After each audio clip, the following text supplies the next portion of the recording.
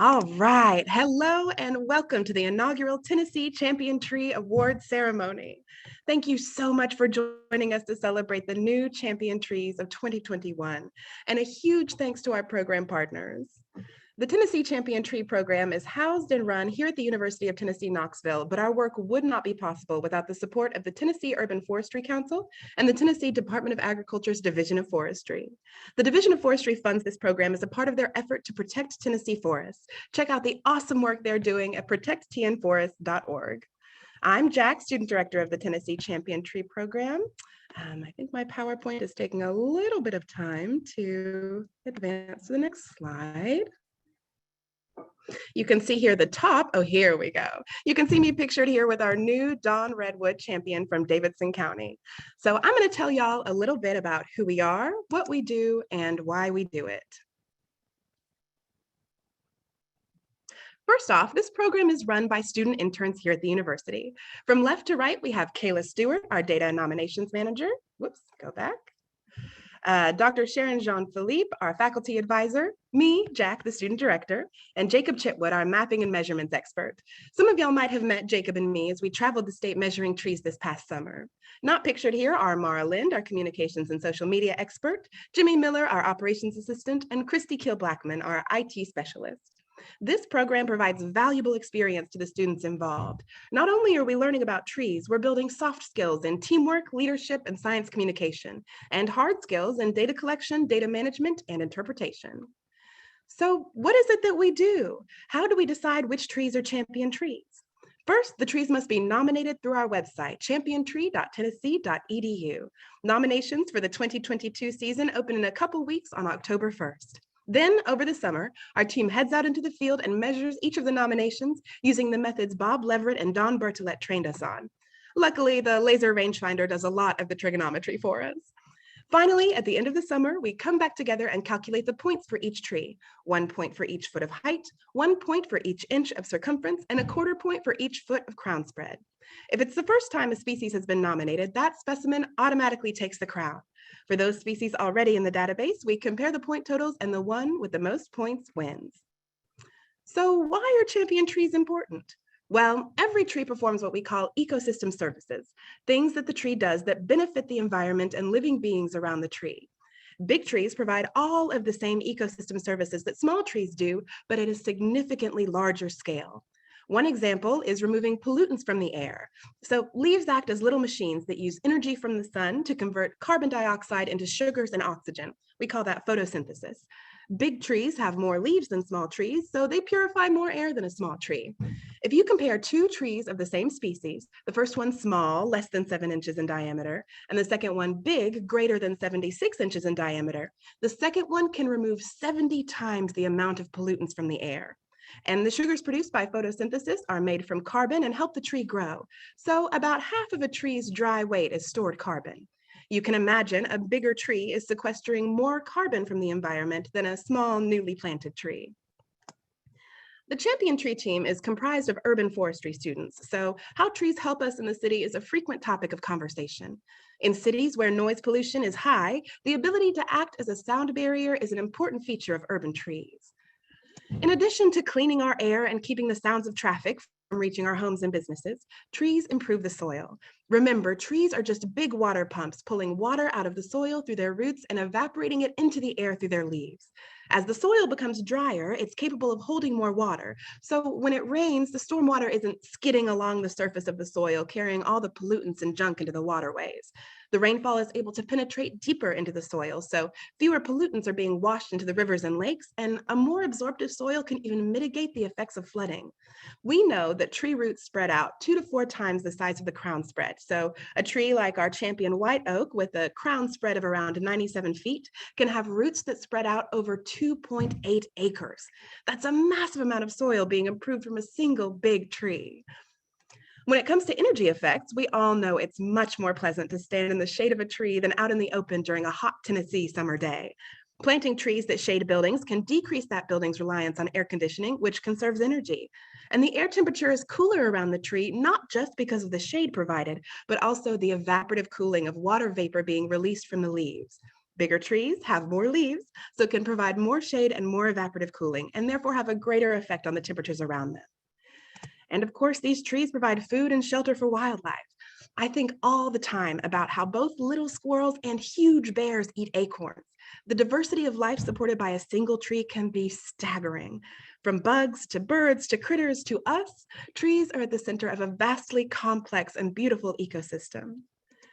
All of these ecosystem services play a part in our own health. Not only are people happier when they live and work and play where there are beautiful trees, but we all benefit from cleaner air and water. And trees benefit from our attention and care, managing pests, protecting the trees from harm, feeding and watering them when they're young. We have a symbiotic relationship where both sides benefit and rely on the other. Because what happens when a big tree dies? Well, first of all, that stored carbon is returned to the environment. You can delay that for a while by making furniture out of the wood, but eventually that carbon will end up back in the air. The tree is no longer using water, so all those soil services stop functioning as the roots die back and are decomposed. The leaves are gone, so the air's not being purified, and the temperatures are no longer being impacted the same way. And without seeds and fruit and leaf cover, the wildlife that the living tree supported has to seek new accommodations. There are some animals that prefer living in dead trees, but it's not the same diversity of life that we see with a living tree. It is truly in our best interest to protect and preserve the large trees in our state, for us and for the environment as a whole. To sum up the big picture here, we are a part of the ecosystem. I'm reminded of this quote from Alan Watts. We speak of coming into this world. We didn't. We came out of it as leaves from a tree. We are inextricably linked with the natural world because we are a part of the natural world. We are not separate from it. Programs like the Champion Tree Program allow us to recognize and honor the natural world around us. Honoring the trees in our communities helps us visualize and internalize that deep connection with the life we are immersed in. It brings us together with each other and with the cycles of life happening in our own backyard, cluing us into the rhythms of the earth. It is a great opportunity to advocate for the environment and to speak for the trees. So please keep an eye out for the big trees in your neck of the woods. Talk about them with other people, send pictures into your local newspaper, encourage your community to recognize all the wonderful trees around you, and nominate the biggest ones on our website so I can come see them too. We're trying to double the amount of nominations we received this year, so please spread the word. If you'd like more information about our program, check out our website at championtree.tennessee.edu. Thanks again for joining us here today. And now please join me in welcoming David Arnold, our Tennessee State Forester.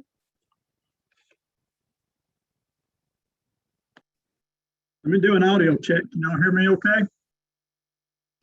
I'm very excited to be here. And Jock, what a presentation. You ought to do that for a living. That was pretty impressive. As mentioned, my name's David Arnold. I'm your state forester. I'm the executive director of the Division of Forestry. We are a division within the Department of Agriculture. Many people don't know that. But we are an organization of about 300 full-time employees and 110 seasonal employees, very passionate about pursuing our mission, which is to protect, conserve, and enhance Tennessee's forest resources. That's all resources, including timber, wildlife habitat, clean, abundant water, just really cool places to hang out, and of course, our urban forest resources as well, too. Just a few things I wanted to say. The Champion Tree Program has been in existence since the 1970s, I believe. It's been housed within the Division of Forestry for decades. It's an important program for the reasons that Jock mentioned, but you know, being honest with ourselves, we struggled to give the program the attention it needed and the notoriety it needed. So a couple of years ago, we partnered with the University of Tennessee to basically transfer administration of that program over to you. And Dr. Jean-Philippe has pointed me towards the website. We've had several discussions about it, and those involved, I just want to say hats off. You have taken this program to a different level. It is at a status that we never could have achieved with our resources within the Division of Forestry. So thank you for doing that. Gosh, what an impressive website. I've been perusing it a little this morning just to learn more about it. So thank you. Y'all to stand up with pride for what you've done relative to this website and making it more interactive and more friendly for the public and anybody to enjoy. I was aware of Tennessee's Champion Tree program, even before I started working with the Division of Forestry, which it's hard to believe that's now 31 years. Man, that was a long time ago.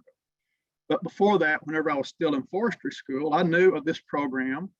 And the reason I chose forestry as a profession, and one of the main reasons, there were 4 boys in our family, and Daddy had us out every weekend adventuring through the woods, catching crawdads and critters and eating hickory nuts, etc. And I just really I got my daddy's love for our state's forests and trees.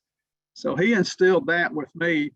And I remember it was Thanksgiving weekend at my granddaddy's farm up in White House, Tennessee. I knew there was a big sassafras on his farm. And I said, Daddy, let's go out there and measure that tree and see if it can be Tennessee's champion. So we did. Regrettably, it didn't make the champion. But since then, my daddy's passed away. Since then, the farm has sold. And I actually harvested that tree and sawed it up into boards. And it is now a bookshelf in my house that covers a complete wall in my house.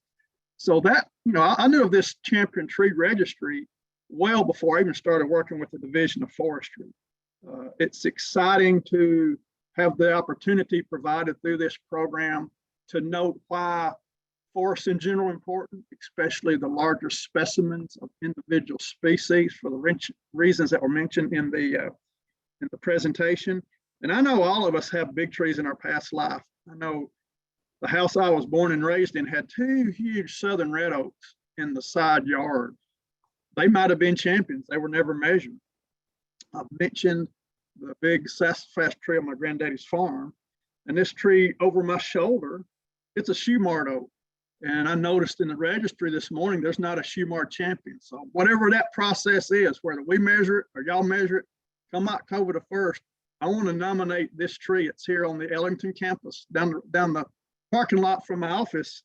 So at least maybe that one will be a champion for a period of time.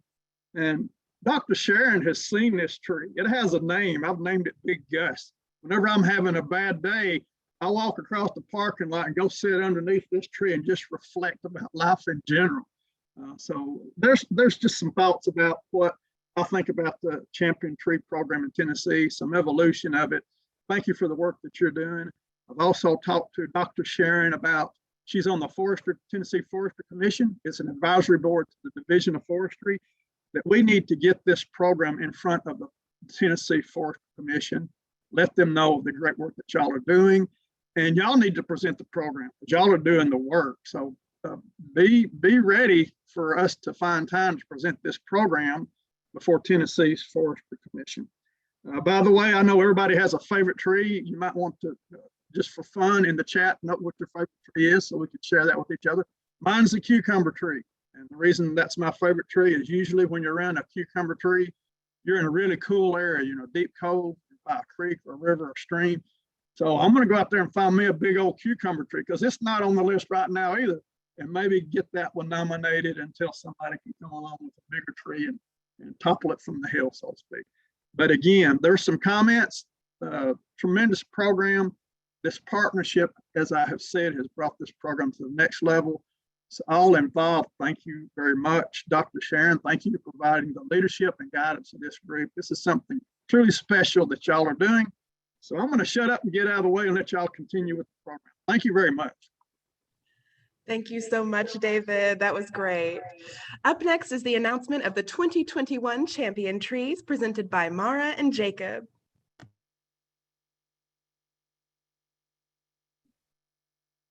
Hello, I'll be presenting the 2021 Champion Trees with Jacob. So the first one on our list is the American Basswood from Williamson County. Its height is 81 feet with a circumference of 114 inches and a crown spread of 64 feet. Hello, my name is Jacob Chitwood, and I will also be reading the list of champions for this year. And now is the American Beech from Carroll County. It has a height of 80 feet, a circumference of 131.52 inches, and a crown spread of 76.98 feet. The American Elm from Shelby County has a height of 77.5 feet, a circumference of 131.52 inches, and a crown spread of 113.7 feet. The American sycamore from Carroll County has a height of 104.75 feet, a circumference of 271.2 inches, and a crown spread of 109.69 feet. The Atlantic white cedar from Shelby County has a height of 56.5 feet, a circumference of 91.32 inches, and a crown spread of 27.68 feet. The bur oak from Davidson County has a height of 85 feet, a circumference of 223.2 inches, and a crown spread of 95.8 feet. The Carolina buckthorn from Fayette County has a height of 28 feet, a circumference of 15.7 inches, and a crown spread of 14.7 feet. The cherry bark oak from Shelby County has a height of 83.5 feet, a circumference of 193.44 inches, and a crown spread of 96.4 feet. The Chinese tune tree from Knox County has a height of 39 feet, a circumference of 82.8 inches, and a crown spread of 47.9 feet. The Dawn redwood from Davidson County has a height of 110.25 feet, a circumference of 147.6 inches, and a crown spread of 74.05 feet. The Douglas fir from Montgomery County has a height of 73 feet, a circumference of 113.04 inches, and a crown spread of 33.2 feet. The green ash from Shelby County has a height of 61 feet, a circumference of 219 inches, and a crown spread of 69.5 feet. The honey locust from Shelby County has a height of 65.5 feet, a circumference of 123.72 inches, and a crown spread of 75.7 feet. The incense cedar from Shelby County has a height of 62 feet, a circumference of 141.6 inches, and a crown spread of 37 feet. The monkey puzzle from Davidson County has a height of 19 feet, circumference of 21.6 inches, and a crown spread of 10.8 feet. The northern red oak from Maury County has a height of 96.5 feet, a circumference of 165.6 inches, and a crown spread of 94.7 feet. The sassafras from Knox County has a height of 59.25 feet, circumference of 169.2 inches, and a crown spread of 48.7 feet.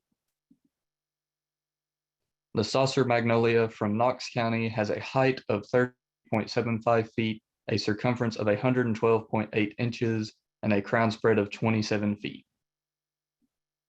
The sawtooth oak from Knox County has a height of 69 feet, a circumference of 159 inches, and a crown spread of 96 feet. The southern red oak from Putnam County has a height of 87.5 feet, a circumference of 189.6 inches, and a crown spread of 89.5 feet. The swamp red oak from Decatur County has a height of 91.25 feet, a circumference of 239.4 inches, and a crown spread of 112.5 feet. Swamp white oak from Davidson County has a height of 69 feet, a circumference of 163.2 inches, and a crown spread of 73.6 feet. The weeping Hagen cherry from Lafayette County has a height of 38 feet, circumference of 98.04 inches, and a crown spread of 58.6 feet. The white ash from Shelby County has a height of 75.25 feet, a circumference of 159.72 inches, and a crown spread of 85.7 feet. The white oak from Warren County has a height of 101.5 feet, a circumference of 238.2 inches, and a crown spread of 96.82 feet. The wild goose plum from McNairy County has a height of 50 feet, a circumference of 39.25 inches, and a crown spread of 19.54 feet. And the willow oak from Coffee County has a height of 92 feet, a circumference of 255.6 inches, and a crown spread of 115.9 feet. And now Kayla Thank you, will present Mara the and Jacob, nominations. and congratulations to all the 2021 champion trees.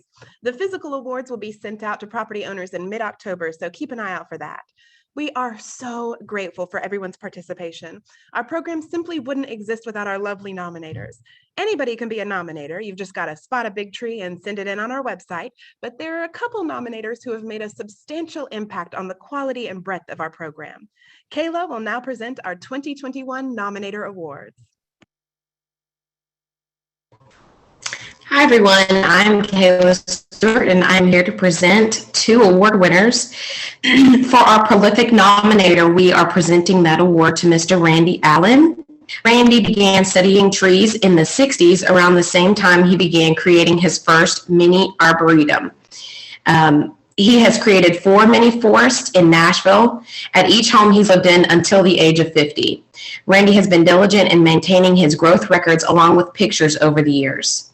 The oldest of Randy's trees that still remain is a dawn redwood, about 90 feet tall, 3 feet in diameter, that was planted around 1979. At the age of 50, he moved just north of Nashville where his forefathers lived so he could have more land and more trees. Randy and his wife Carolyn are now the proud owners and operators of the White House Arboretum in White House, Tennessee, carrying approximately 150 species or so on this property. Randy's wife Carolyn has grown to appreciate his love of trees and nature and is slowly, methodically increasing her help with the Arboretum. Randy is happy and blessed to have been able to learn so much about trees over the past 60 years. Please stay muted and let's give a round of applause to Mr. Randy Allen for his note in the Champion Tree Program.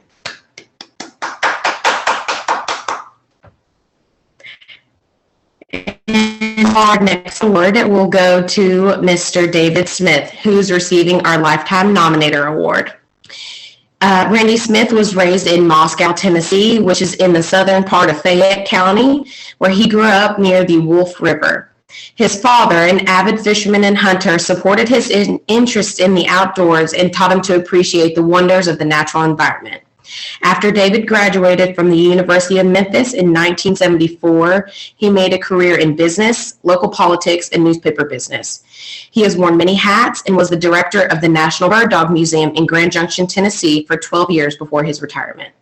In 1996, David was named Conservationist of the Year in Tennessee for his efforts in conserving and protecting the Upper Wolf River. He has lectured on an array of nature topics, hosted guided nature hikes, and still serves as a Wolf River guide. He has located and nominated approximately 30 species of giant trees in Tennessee, several of which have gone on to become state champions and 5 becoming national champions. David and his wife Bonnie live on a 200-acre woodland near Summerville, Tennessee. They enjoy 4 children and 6 grandchildren between them both. Please stay muted and give a round of applause for Mr. David Smith for his notoriety and contributions to the Champion Tree Program in Tennessee. And on behalf of the Champion Tree Program, we want to thank our partners, the Tennessee Department of Agriculture, Division of Forestry, the Tennessee Urban Forestry Council, and every single nominator that took the time to measure, record, and submit each nominated tree. As we wrap up our 2021 season, we want to announce the reopening of the Champion Tree nominations again on October 1st. And as Jack mentioned, last year we received around 40 nominations and we're hoping to double that amount for the upcoming 2022 season. So check out the current champion trees on our website and nominate a new species or a bigger species than the one listed. Thank you everyone who was able to join us today. We appreciate your time and hope you have a great rest of your day.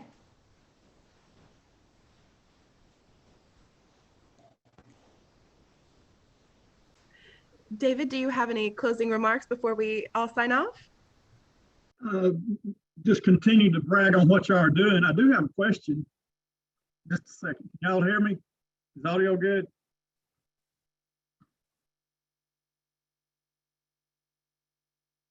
Yes, we can hear you. Okay. Continue to brag on what y'all are doing. I do have some questions. I noticed, I mentioned Big Gus wanting to get Big Gus measured for Shoemart Oak, but I noticed there's a nomination this year. I think it was called Swamp Red Oak. I've never known Shoemart to be called that. So I'll be looking at that, and when October the 1st comes around, I'm going to see what the nomination process is. And if in fact Big Gus takes the other one out, y'all going to know. Thank y'all for a great job.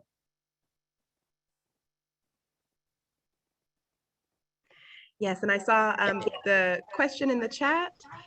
Will the recording be posted? Yes, it will be on our website, championtree.tennessee.edu. Thank you all so much for joining us and have a wonderful day.